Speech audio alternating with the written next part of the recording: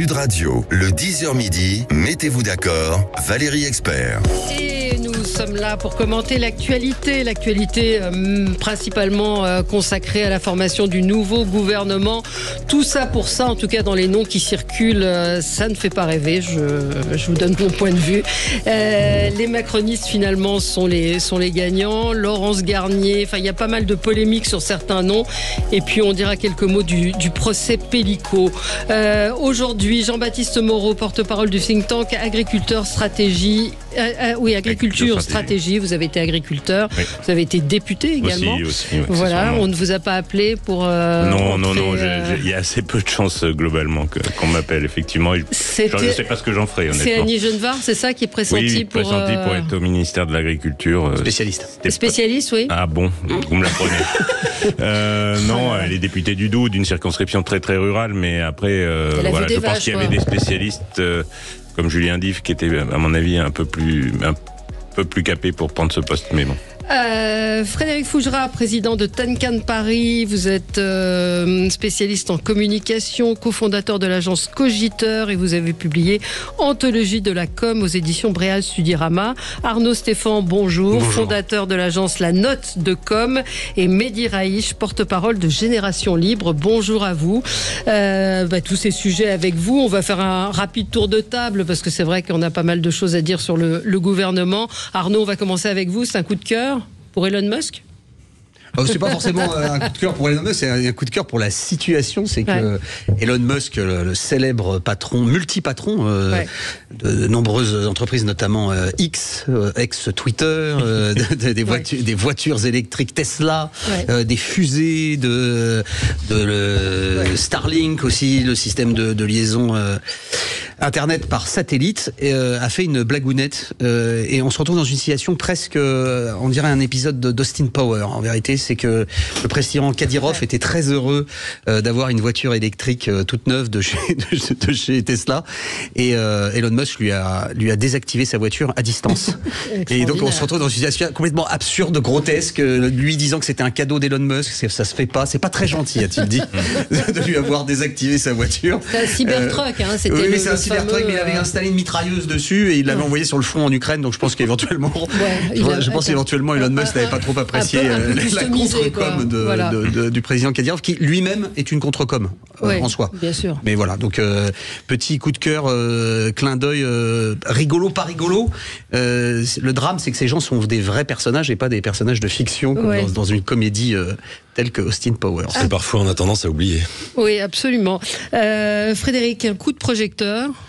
Oui, alors c'est un coup de projecteur un peu en forme de coup de gueule quand même, vous allez me dire à la sortie. Je voulais vous faire un coup de projecteur sur les mots justice fiscale. Les politiques n'ont à la bouche que les mots justice fiscale en ce moment, notamment avec la composition ou les projections sur la composition du gouvernement ces derniers jours. Alors c'est bien, mais est-ce que c'est honnête? Moi j'ai le sentiment que derrière cette rhétorique bien pensante, on mélange deux sujets et qu'on nous prend aussi un peu pour des imbéciles. On mélange budget à financer, dette à rembourser, avec où trouver de l'argent. Ceux qui parlent de justice fiscale pensent en réalité raccourci fiscal. Je prends là où je trouve facilement. Et ça n'a rien à voir avec de la justice, ça. C'est plutôt de la paresse ou du manque de courage. Si on veut parler de justice fiscale, regardons déjà ce qui existe. Elle est où la justice quand moins d'un Français sur deux paie l'impôt sur le revenu? Elle est où la justice avec le maintien de niches fiscales pour certains et de régimes spéciaux pour les autres? Elle est où la justice fiscale quand on veut entreprendre, qu'on crée son entreprise, qu'on commence à travailler chez soi et qu'on doit déjà travailler une contribution foncière alors qu'on paye déjà une taxe foncière sur son domicile? Elle est où la justice fiscale? Elle n'existe pas. Non. Donc au lieu de parler de justice fiscale, on ferait mieux peut-être déjà de regarder ce qui se passe. Mais on peut tenir des heures comme ça, la liste elle est absolument interminable dans notre pays. Alors pour engager toujours plus de dépenses, certains proposent même de recruter plus de fonctionnaires pour gérer toutes ces nouvelles taxes pour lesquelles il faudra créer des taxes pour financer ces nouveaux fonctionnaires et cette nouvelle administration, au lieu de mieux rémunérer les profs, les infirmiers ou les policiers, des gens dont on a réellement besoin et qui ont réellement besoin d'être considérés et payés. Donc ce coup de gueule, c'était un peu pour dire aux politiques et et notamment aux nouveaux qui arrivent, pas nouveaux politiques mais nouveaux dans leurs fonctions ministérielles, dans les prochaines heures ou dans les prochains jours. Arrêtez de nous prendre pour des imbéciles avec la justice fiscale. Travaillez à la bonne gestion de l'argent public. Travaillez au lieu de passer vos journées à tweeter ou à parader dans les médias. Pensez plutôt à travailler au lieu de penser à nous taxer. Oui, alors un auditeur vous dit tout le monde paye des impôts en taxes et autres. Oui, certes, il y a la TVA, mais il y a des... Il y en a qui payent plus que d'autres. Il y en a qui payent plus que d'autres. Il y en a, Stéphane, pardon, qui payent plus que d'autres et qui sont taxés. Effectivement, moi, ça me fait marrer, je mets des guillemets quand j'entends on va taxer les gens qui... On ne taxera pas les gens qui travaillent. On va taxer qui alors? Enfin, les retraités, oui, c'est ce que ça sous-entend, je ne sais pas. Non, c'est ce que j'ai entendu. Et on pense toujours à taxer, jamais à économiser. On a toujours une grande vision de là où on peut aller piquer de l'argent, jamais là où on peut faire des économies et mieux gérer. C'est ça qui est regrettable. Ce que disait Frédéric, c'est des solutions de facilité. On va aller taxer les riches. Alors déjà, à partir de quand on est riche, déjà pour commencer, parce que ça c'est toujours la définition. Si on écoute François Hollande, c'est à partir de 4 000 € par mois. Je pense que ceux-là, ils sont déjà pas mal taxés globalement. C'est dans cette tranche-là, on va dire, de la population. Taxer les riches, on va taxer qui? Alors toujours, on revient à LVMH, Bernard Arnault, tout ça, mais ils s'en foutent. Ceux-là, ils ont les moyens d'aller faire de l'optimisation, et puis à la limite, si on les fait trop suer, ils iront à l'étranger, et puis voilà, et puis c'est fini, et puis ils paieront rien du tout. Alors ils payent déjà pas mal en plus, en vérité, en somme. Beaucoup d'impôts. Oui, je crois que c'est le premier pourcentage, c'est peut-être moins important. Je crois que LVMH est le premier contribuable Oui, Bernard Arnault est, je crois, le plus gros contribuable, mais effectivement, en pourcentage de sa fortune, c'est pas énorme, mais en montant, c'est quand même relativement conséquent. Donc il faut arrêter cette espèce de démagogie et effectivement, avant de chercher à taxer plus, voyons pourquoi, alors qu'on a le plus fort taux d'imposition, on a des services publics dans cet état-là. Il y a quand même un problème quelque part. D'autres pays font mieux avec moins. Donc, LVMH paye 8 milliards, plus de 8 milliards d'impôts, a payé plus de 8 milliards d'impôts en 2023 et c'est en hausse de 50% par rapport à 2019. Donc, petit peu de vérité, de réalité, ils font travailler des gens, donc c'est totalement démago. Et puis quand on parle de ces fortunes-là, ce sont des fortunes virtuelles en fait. Parce que ce sont des gens qui ont une fortune en termes d'actions, de participation, de capital dans les entreprises. Ce sont des flux. Et voilà, et ils vont pas les vendre, pour payer des impôts, parce qu'à ce moment-là, on tomberait sur des règles européennes, internationales, etc. Il ne faut pas qu'un impôt soit expropriatoire. Oui, non, mais le message de Frédéric, c'est de dire cherchons à faire des économies avant de créer. À mieux gérer plutôt qu'à Alors, Mehdi. Oui, ce qui est d'ailleurs un problème, je trouve, parce que dans le débat public, la manière dont on présente la richesse, c'est toujours la différence entre un stock et un flux. Quand, par exemple, Éric Coquerel parle de la fortune de Bernard Arnault, il laisse supposer que Bernard Arnault a 250 milliards sur ses comptes bancaires. C'est pas le cas, ce sont des flux. Donc ça n'a strictement rien à voir. Et pour revenir au cas de la dépense publique, ça sera toujours la question de l'efficience, comment on dépense, pourquoi on dépense. Et aujourd'hui, force est de constater qu'on va entamer les questions sur le budget. Et là, ça sera particulièrement intéressant de savoir comment ça va se passer. C'est ce que disait Frédéric, par exemple, dans la fonction publique hospitalière, on n'a jamais eu un nombre de fonctionnaires aussi important. Ouais. Le problème, c'est quels sont ces fonctionnaires. C'est pas forcément des infirmières, des aides-soignantes et des gens qui sont sur le terrain, mais plutôt de la suradministration globale. Donc, il faut arrêter avec cette folie inflationniste de dire il faut plus de moyens, toujours plus de moyens. Parfois, il en faut plus, oui, effectivement, mais il faut savoir comment ils sont répartis aussi. Pour 1 000 € dépensés en France, en réalité, il n'y en a que 60 qui concernent l'État. Voilà, vous avez la réponse de savoir. Alors un auditeur m'interpelle en me disant vous roulez pour qui? Pour les riches. Je roule pas pour les riches. Je dis simplement qu'il y a un constat qui est là, que les entreprises font travailler des gens, ce qui est le cas des grosses entreprises du CAC 40, et qu'ils payent des impôts assez lourds en France. Donc l'idée selon laquelle les riches ne payent pas d'impôts, elle est fausse. Il y a de l'optimisation fiscale, certes, peut-être qu'il faut s'y pencher, mais de dire on va prendre aux riches, c'est très caricatural. Oui, mais cette caricature dans le débat public entretenu par les démagogues d'extrême gauche et d'extrême droite, globalement, c'est en train de tuer la politique, c'est en train de tuer notre pays, parce que, je veux dire, les riches, ça veut dire quoi les riches? C'est les chefs d'entreprise. Les chefs d'entreprise, à ce moment-là, que tout le monde devienne chef d'entreprise, si c'est si facile et si c'est un moyen de gagner de l'argent facilement. Je comprends pas pourquoi tout le monde n'est pas chef d'entreprise. C'est pas tant ça. C'est ridicule. C'est pas tant ça. Je pense que ce qui est visé, ce sont ces entreprises qui quand même si elles sont des très grands groupes, passent leur vie avec une cibille à la main et coûtent quand même 60 milliards d'euros par an aux contribuables. puisque les aides aux grandes entreprises, elles sont fléchées en très grande majorité vers les grands groupes. Ils n'ont pas besoin vraiment de cet argent, puisqu'on sait très bien que la fois où François Hollande leur a fait un cadeau à plus de 100 milliards, ils se le sont redistribués entre eux et ça a fait zéro emploi et zéro croissance. Ça, c'était le CICE, je suis pas d'accord. Moi, je dirigeais un abattoir à l'époque et ça a sauvé l'abattoir de la faillite. Vous avez touché combien le CICE? Non, mais c'est quelques dizaines de milliers d'euros, évidemment. Mais le CICE, globalement, a été quand même une énorme... Oui, mais enfin, le CICE, ça a été quand même une énorme aubaine pour beaucoup d'entreprises qui n'en avaient pas besoin. Mais ça a aussi sauvé des PME qui en avaient franchement besoin. Mais s'il y avait un peu de, justement, de justice fiscale. Mais pour les grandes entreprises, c'est pas nécessairement, c'est pas une nécessité d'avoir ces subventions. Non, pas du tout. Pour les grandes entreprises, c'est pas la peine. En plus, elles ont une armée de fiscalistes qu'elles peuvent payer, et pour elles, la France devient un paradis fiscal puisqu'elles peuvent s'immiscer entre toutes les règles possibles. On n'est pas encore un paradis fiscal. Oui, mais quand on est une armée de fiscalistes et qu'on peut payer, effectivement, on peut s'immiscer entre les règles, je trouve. Allez, ça a fait débat votre coup de...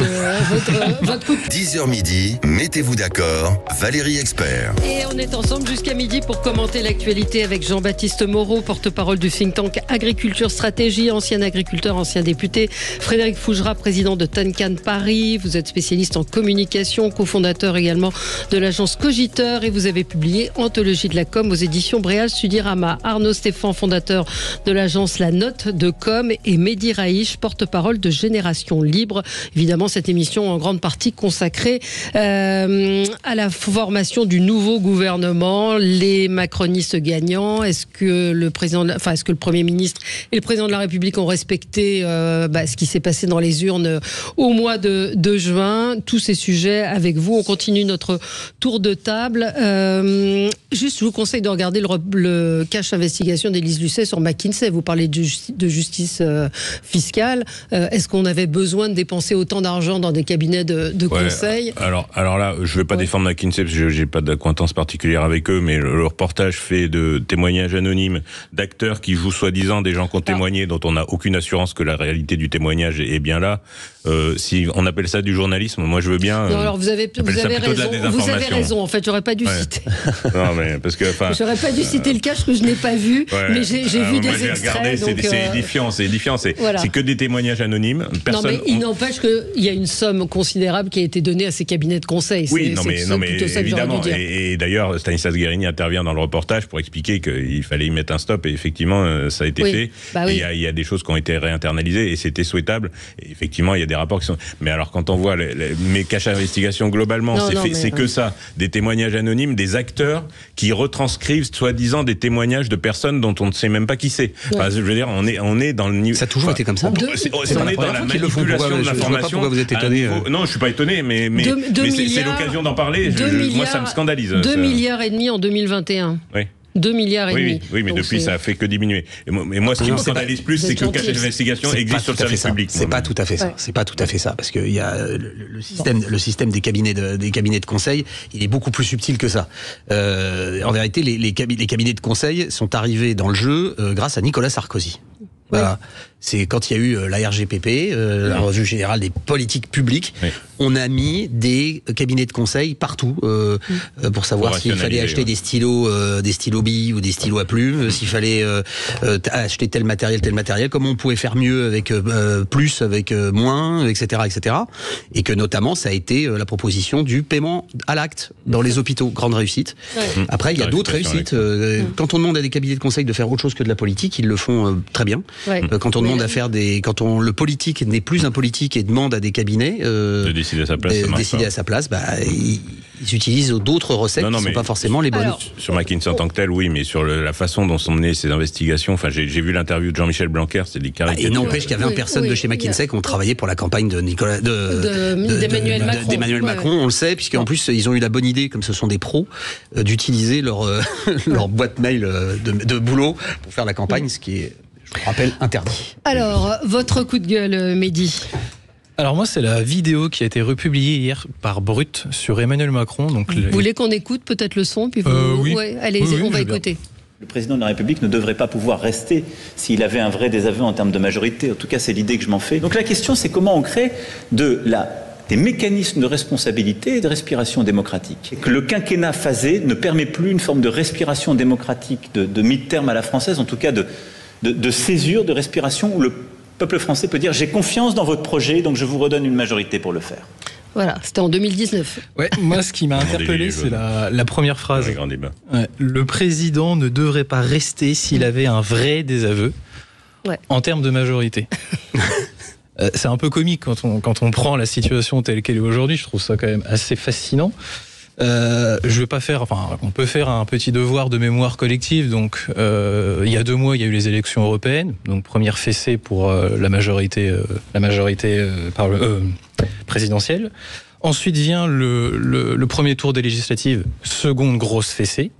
Deuxième tour des législatives, alors là c'est quand même la bérésina puisqu'on perd une centaine de députés dans la majorité présidentielle. Et malgré ça, il n'y a pas cette conception de désaveu chez le président de la République. Et en fait, on retourne sur quelque chose qui, moi, m'interpelle particulièrement, c'est le côté hyper présidentiel de ce qu'on a aujourd'hui. C'est-à-dire qu'on a un président qui capte toute l'intention, qui cristallise tout et qui a tendance à avoir sa propre conception finalement de la démocratie, ce qui me dérange à titre personnel beaucoup. Parlez bien dans le micro. Ah oui, désolé.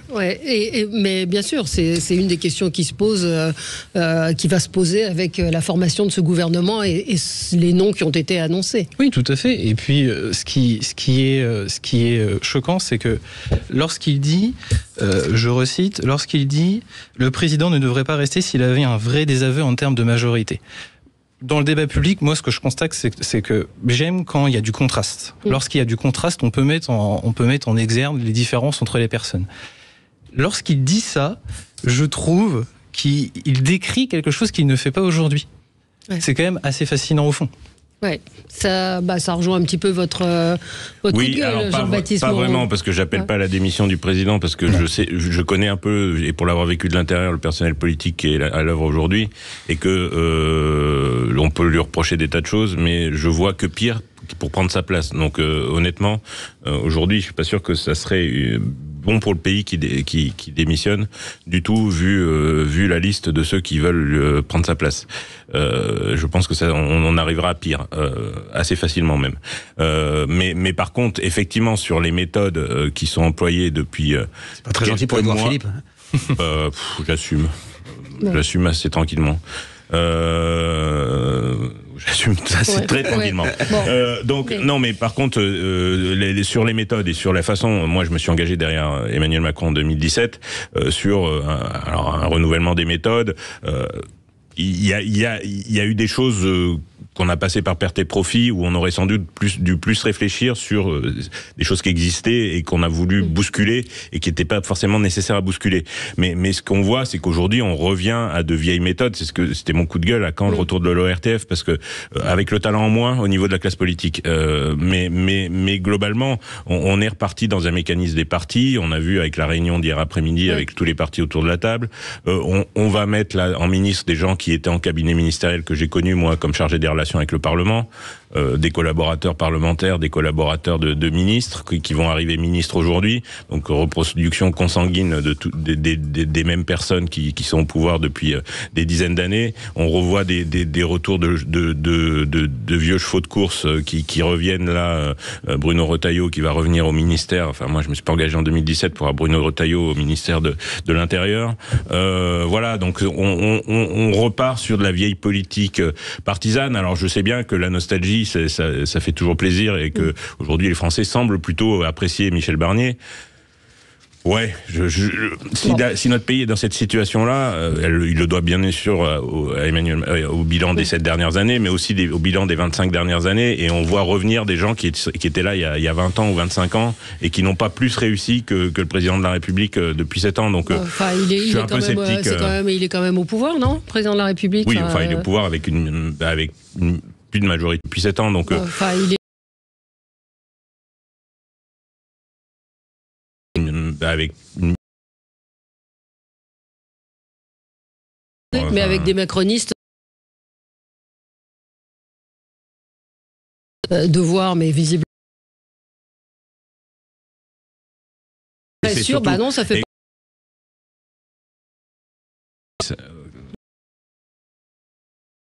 des vieilles méthodes politique, des vieux tripatouillages, et de même que les législatives entre deux tours, le soi-disant front républicain qui n'a aucun sens politique et aucun sens, et donc qu'on paye aujourd'hui en fait. C'est ça qu'on paye aujourd'hui, c'est cette espèce de tripatouillage entre les deux tours où on allie la carpe et le lapin. Frédéric Fougerat. Pour revenir sur ce coup de gueule, je voudrais dire que notre problème collectif, en fait, c'est d'avoir autant de conception de la démocratie que de français, et c'est ce qui rendra, à mon avis, encore plus difficile de le vivre ensemble dans les mois ou les années à venir. Ce qui était intéressant dans les propos du président d'Emmanuel Macron, qui ne sont pas tenus à un moment où il est président de la République, je pense. En 2019, c'était après les grands débats.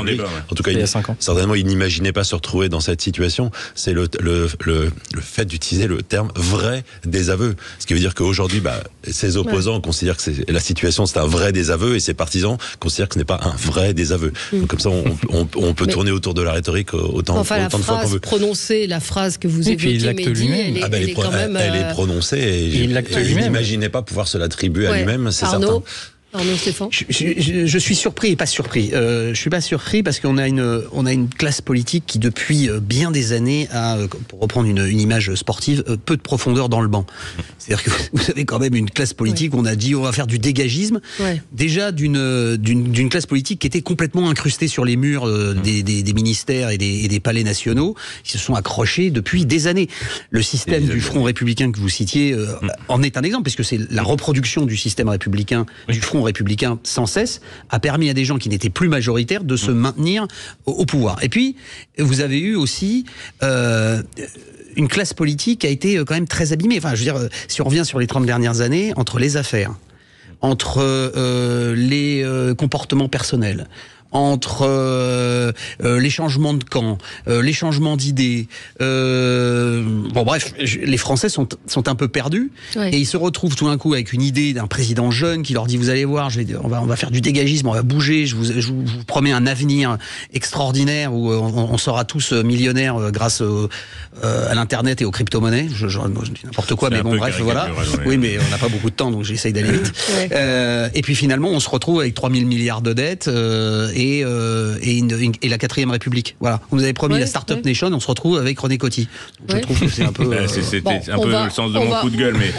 On va y revenir, on va marquer une pause et on se retrouve tout de suite après pour commenter la situation politique de la France. À tout de suite. Sud Radio, le 10h midi, mettez-vous d'accord, Valérie Expert. Et on est ensemble avec vous pour commenter cette actualité politique qui nous occupe ce matin. On attend la nomination de ce gouvernement. Quelques noms sont sortis hier dans la presse. Vous faisiez une remarque hors antenne en disant en fait c'est des gens différents mais avec la même politique. Oui, c'est les mêmes idées mais des têtes différentes et c'est des têtes qu'on connaît encore moins. Donc on se met à la place du français moyen qui se dit bah super, j'ai voté lors des législatives, finalement je me ressens floué. Les personnes du NPF se sentent flouées parce que c'est pas la gauche qui s'en sort. Le Rassemblement national se sent floué. Vous faisiez une remarque hors antenne. Sud Radio, le 10h midi, mettez-vous d'accord, Valérie Expert. J'ai lancé un sujet pendant la pub parce que j'ai regardé Didier Migaud, 72 ans. Est-ce qu'il n'y a pas un moment où on doit prendre sa retraite? Alors, la valeur n'attend pas le nombre des années aussi, dit-on, pour les plus jeunes, mais néanmoins, oui. Et alors, d'un seul coup, on s'est intéressé à l'âge de certains de ceux qui sont pressentis pour arriver au gouvernement, et on a Antoine Armand qui va faire un binôme avec Mathieu Lefèvre, et Antoine Armand, il a 33 ans, c'est ça? Le petit-fils de Didier Migaud. Voilà, c'est ça. Non, l'arrière-petit-fils de Migaud. Son arrière-grand-père était un résistant pendant la Seconde Guerre mondiale. Il est né en 91. On est dans un pays en crise budgétaire, vous l'avez évoqué. La valeur n'attend pas le nombre des années, mais il a été élu président de la Commission des affaires économiques. Bon, il est très compétent, sûrement. Il a été... Alors, j'ai pas son curriculum vitae exact. Il a été collaborateur de ministre et collaborateur parlementaire, je sais. Après, je sais pas quel niveau d'études il a, mais c'est pas tant que ça. Il a fait l'école normale supérieure, l'ENA. Il a fait l'ENA. Il a fait l'ENA. Il a rejoint l'inspection générale des finances. Donc, ça, il était à Bercy, oui, il a été à Bercy, député, etc. Depuis 2022. Mais on entendait à un moment que le nom de Valérie Pécresse circulait avec Éric Woerth. Enfin, on avait des duos un peu aguerris. Je dis pas que ça aurait été formidable, mais là, on est. Et pas nécessairement mieux. Non, et pas nécessairement mieux. Je suis d'accord. Mais c'est vrai que bon. Valérie Pécresse, elle avait l'expérience. Elle avait l'expérience, c'est ça, l'expérience du budget. Enfin, et de la présidence d'une région qui est plus riche que certains États. Mais est-ce qu'on abandonne la présidence d'une région pour 3 semaines avant une censure? Oui, c'est ça. C'est que est-ce qu'on abandonne Laurent Wauquiez l'a fait, mais il avait quand même son poste de député. La Valérie Pécresse, si elle abandonne la région, elle est ministre peut-être pour 15 jours, et derrière, elle ne retrouvera pas la présidence de la région. Donc, vous pensez que ce gouvernement ne va pas tenir, Arnaud Stéphane, ce que vous avez commencé à dire? Extrêmement tendu, pour la bonne et simple raison, c'est nous avons des signaux faibles. Ouais. Enfin, pas si faibles que ça d'ailleurs. Parce que ce soit... Wauquiez l'a fait. La région, elle est la présidence de la région. Donc. Arnaud Stéphane, ce que vous avez raison, c'est d'ailleurs, parce que on verra comment le président de la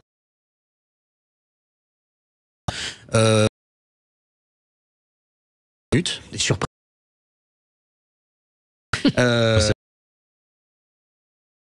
Le président de la République qui nomme, oui, et donc on est obligé de leur mettre une liste. Et c'est d'ailleurs, le Premier ministre qui l'arrête quand même. Sous la Macronie, c'est pas tout à fait comme ça. Mais bon, disons d'accord. Le premier message, c'est que la NFP a déjà dit que de toute façon ils censureront de base. Et la deuxième chose, c'est que depuis hier, on a de la part du Rassemblement national des messages extrêmement négatifs pour le Premier ministre. Vous avez Sébastien Chenu, qui est quand même le numéro 2, on va dire, aujourd'hui, en tout cas à l'Assemblée nationale, qui explique que le Premier ministre est dépassé. Bon, c'est pas un très bon signal. Vous avez le député de Paris, un ancien confrère de LCI, Monsieur Ballard, qui passait hier sur une chaîne d'information, qui disait que, pareil, que le Premier ministre était fini.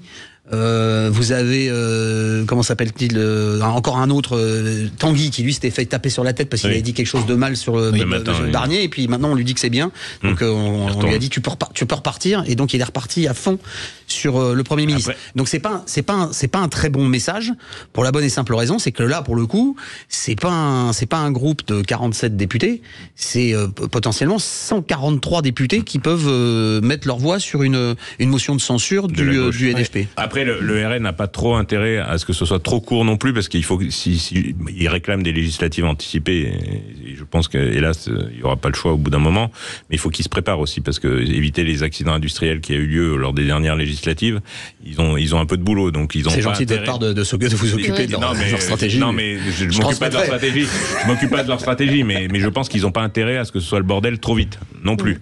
Donc c'est pas sûr qu'ils censurent immédiatement. Ils vont laisser, à mon avis, quelques mois. Ça dépend de ce qu'il y a dans le gouvernement, parce que s'il y a vraiment des lignes rouges, oui, mais bien sûr, s'il y a une augmentation d'impôts massive, je pense qu'effectivement, mais à mon avis, ça sera pas les seuls. Même le groupe central, on va dire, risque de se couper en plusieurs morceaux si jamais, parce que c'est ça. Là aujourd'hui, on a des noms de ministres, mais on va faire quoi avec ça? Enfin, c'est bien. Mais pourquoi faire quoi? Quel objectif et quelle politique va être menée? Est-ce que c'est augmentation d'impôts, comme ils l'ont dit? Est-ce que, une loi immigration ou pas? Et le groupe central est excessivement fragile, pour le connaître un peu de l'intérieur.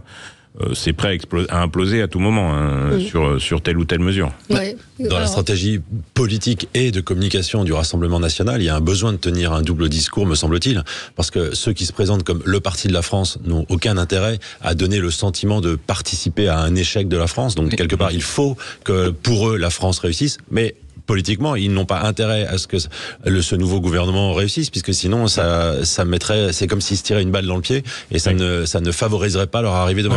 C'est ce qui, pour moi, peut expliquer ce double discours où un jour on tape, un jour on caresse. Moi, je rejoins ce qui... En fait, faut pas oublier qu'on va rentrer dans la séquence du budget. C'est quand même fondamental. C'est le contexte du budget. Et je ne suis pas certain que l'opposition ait forcément intérêt à sanctionner tout de suite. Ça peut être un cas de figure, hein, peut-être qu'ils le feront, je ne suis pas dans leur tête, puisque c'est aussi endosser la responsabilité de tout faire échouer. C'est ça. Et le poids politique de cela, il peut être énorme. C'est-à-dire qu'imaginons que le Rassemblement national dise « Ok, je vais les sanctionner, je vais les faire tomber », c'est aussi endosser la responsabilité d'avoir fait tomber le gouvernement dans une situation, on a déjà le couteau sous la gorge avec la dette, il y aura toutes les questions avec l'Union européenne et de la dette qui vont se poser. Ça sera quand même très compliqué en termes de poids politique. De toute façon, si une nouvelle dissolution il y a, elle ne peut pas intervenir de toute façon avant le mois de juin l'année prochaine. Donc il faudra bien faire quelque chose d'ici là. Donc c'est pour ça que les oppositions n'ont pas forcément intérêt à ce que ce soit le bordel trop tôt. Mais la règle en politique, c'est d'instaurer un rapport de force. Oui, s'il n'y a pas de rapport de force, il ne se passe rien. Jean-Luc Mélenchon, lui, utilise tout le temps le rapport de force. Le rapport de force. Le Rassemblement national, pas avec les groupes parlementaires, mais avec la rue. Oui, mais c'est normal, parce qu'il faut trouver un débouché. Il ne peut pas avoir un débouché politique à l'Assemblée nationale, donc il trouve un débouché politique ailleurs. Mais ça reste du rapport de force. Marine Le Pen et le Rassemblement national, on va dire plus largement le Rassemblement national, parce qu'aujourd'hui c'est un peu plus compliqué qu'avant. Il y a une chef, mais il n'y a pas qu'une chef. Voilà. Mais il y a quand même une chef. Voilà, c'est un peu compliqué. Aujourd'hui, il y a quoi comme débouché politique ? Voilà, c'est quoi ? C'est de dire, vous avez vu, on a nos cravates, on occupe 143 sièges, on a 0 place en commission, on a 0 place dans la direction de l'Assemblée nationale, au bureau, etc. Vous pensez que ça va se passer comment ? Ils peuvent pas faire de la rue parce que ça rappellerait les heures les plus sombres, gna gna gna gna. Donc ça, ils laissent ça à l'extrême gauche. Mais il y a un moment donné, il faut bien que leur électorat, les 11 millions de gens qui ont voté pour eux, se retrouvent dans le discours pour lequel ils ont voté. Et le discours pour lequel ils ont voté, ça franchit très largement de. Vous comprenez, il faut être raisonnable, il faut sauver le gouvernement. Excusez-moi, mais ça va pas tenir. Ils s'en foutent. Mais oui. Ça peut pas tenir. On va marquer une pause et on se retrouve dans un petit instant avec vous sur Sud Radio.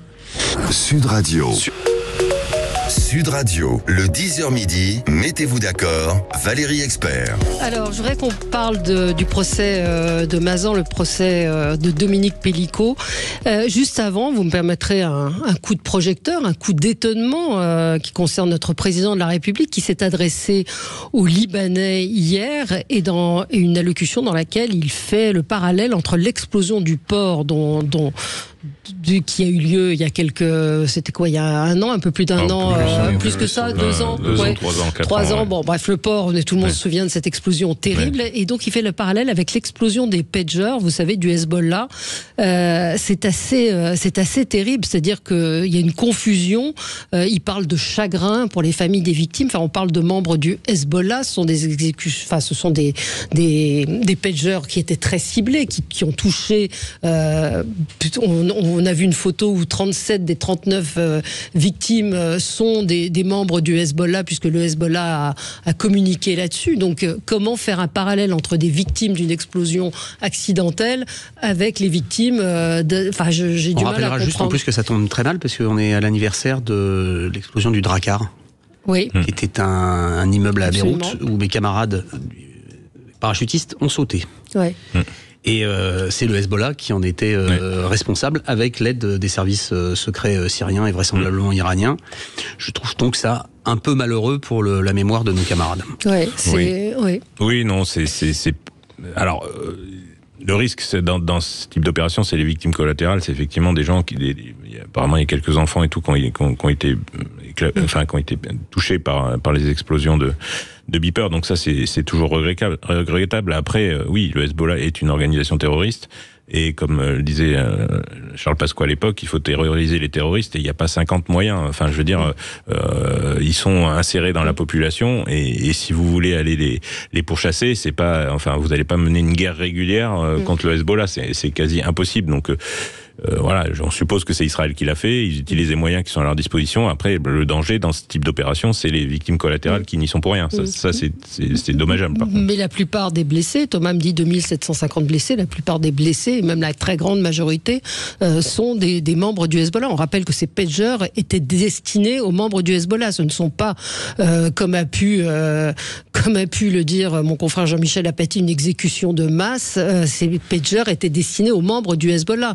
Donc oui, ils ont explosé principalement dans les poches où on touchait les yeux de ceux qui regardaient le message dessus. Donc, c'est pas une exécution de masse. On n'a pas balancé des pagers dans la population libanaise. Non, c'est une opération chirurgicale dans la mesure où il est possible de la mener de longue date avec une stratégie, une réflexion très avancée. Mais comme le disait Jean-Baptiste, dans ce genre d'opération, malheureusement, des victimes collatérales. J'ai le sentiment que le message du président de la République, c'est un message d'empathie vis-à-vis de ces victimes collatérales. Mais clairement, ce message n'est pas compris. Et puis le parallèle avec l'explosion, qui est incompréhensible. Ce message n'est pas compris. Alors souvent, quand il y a une expression politique comme celle-ci, comme n'importe quelle autre, la bonne question, c'est de se poser à qui elle s'adresse. Est-ce qu'elle s'adresse directement aux personnes auxquelles on parle, ou est-ce qu'elle s'adresse à d'autres personnes? Ce qui me paraît très clair, y compris dans le camp présidentiel, c'est qu'il y a une relative incompréhension sur cette prise de parole. Et surtout que le port de Beyrouth est tenu par le Hezbollah. Aussi, oui, c'est ça. Félicitations. Et puis le Hezbollah est reconnu comme organisation terroriste par la France et l'UE, ou juste par les deux. Attention, Véronique, aussi aux images de propagande. Il y a des enfants décédés, il y a beaucoup d'images qui sont des fausses images. Il y a effectivement, on a entendu parler d'une enfant qui est décédée, mais il y a Je suis pas complètement sûr que la France ait reconnu officiellement le Hezbollah comme organisation terroriste, parce que je sais que j'avais des émissaires d'Arabie Saoudite à l'époque qui étaient venus me rencontrer pour expliquer qu'il fallait que la France déclare le Hezbollah comme organisation terroriste. Donc je suis pas sûr qu'elle soit actuellement. L'UE, je crois que le reconnaît, mais l'UE, la c'est France, sûr. Mais la France, j'ai un doute. Alors, je voudrais qu'on parle du procès de Mazan. Alors, évidemment, c'est un procès absolument terrifiant. Quand on lit les rapports du procès dans la presse, on a des hauts le cœur, pour pas dire plus, quand on lit ce qu'a pu subir Gisèle Pelicot, quand on voit l'attitude aussi de certains des prévenus. Ce matin, c'est une des avocates de prévenus qui fait l'actualité. Je voulais juste dire un mot sur les politiques. C'est un de mes confrères, pour le coup, de LCP, qui a eu tout à fait raison de dire où sont les politiques dans cette affaire. Quand il y a un fait divers, un drame qui se produit, ils sont tous prompts à se rendre sur les lieux. Là, on n'a pas entendu de parole politique autour de ce qui s'est passé à Mazan. Pas de parole politique, effectivement. Peut-être on peut se poser la question, est-ce qu'il y a de la récupération à faire ou pas du tout? Est-ce que le sujet est tellement délicat et intime qu'il peut paraître risqué de l'évoquer? Mais effectivement, il y a quand même des spécialistes politique qui immédiatement utilise chaque fait divers pour essayer d'exister, parce que moi, il y a une des choses qui m'insupporte le plus chez les politiciens, c'est je soutiens. Le nombre de politiciens qui déclarent leur soutien à des gens qui ne connaissent pas, qui ne leur ont rien demandé, qui éventuellement n'ont pas du tout ni besoin ni envie, ou leur soutien arrive trop tard, mais qui, pour une communication purement politicienne, soutiennent telle et telle cause, telle et telle personne. Donc vous trouvez que c'est bien finalement que le politique ne s'en soit pas mêlé? J'ai pas dit ça. Non, ne me faites pas dire ce que j'ai dit. Non, je m'en étonne. Je me permets de rappeler que j'avais fait un coup de cœur sur cette affaire au moment où la fille de Gisèle Pelicot, Caroline Darian, avait lancé son mouvement M'endors pas, stop à la soumission chimique, après la sortie de son livre Et j'ai cessé de t'appeler papa. Un livre, c'est la première fois de ma vie que j'ai du mal à lire un livre tellement c'est insupportable, ligne par ligne, la description de son vécu, et quand elle raconte l'histoire de ses parents, et spécialement évidemment celle de sa maman. Mais depuis le lancement de ce mouvement, aucun politique, ou très peu de politiques sont venus la soutenir, et en tout cas en expression publique, et pour essayer d'alerter la population sur ce phénomène de soumission chimique qui peut concerner tout le monde. C'est des gens en boîte de nuit, mais c'est des gens dans la famille.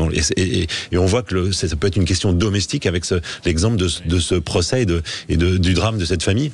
Non, ça ne passionne pas le politique. Les seuls politiques qu'on récupéré, c'était, qui se sont exprimés, c'est pour expliquer que c'était le procès de la masculinité toxique, ou de la masculinité au sens large d'ailleurs. Et c'est dommage justement qu'on n'ait pas des voix un peu plus mesurées qui soient exprimées. Alors, j'étais hier, j'ai passé une demi-heure avec Sandrine Josso, que je pense tous les auditeurs se souviennent. Elle a été victime de la part d'un sénateur d'une tentative de soumission chimique. Et elle soutient le mouvement M'endors pas. Oui, elle soutient le mouvement M'endors pas, mais elle est aussi. Je trouve dommage qu'elle prenne pas plus la parole et qu'on l'entende pas plus, parce que justement, elle a une autre voix que Sandrine Rousseau et compagnie, qui explique que c'est en fait le procès de tous les hommes et de toute la masculinité, parce que c'est pas ça, c'est juste. Alors il y a un phénomène de fond, et quand vous avez pratiquement 100 hommes qui sont prêts à aller sur ce truc-là. Il y a quand même des questions à se poser au niveau de la société, bien évidemment, mais il faut pas non plus généraliser. Elle est justement, elle a que c'est en fait le procès de toute. Bah ça, c'est juste 100 hommes qui c'était bien évidemment, mais des hommes et que tous les pratiques. Donc, mais c'est effectivement. Alors, en dehors du s'exprimer sur des affaires en cours.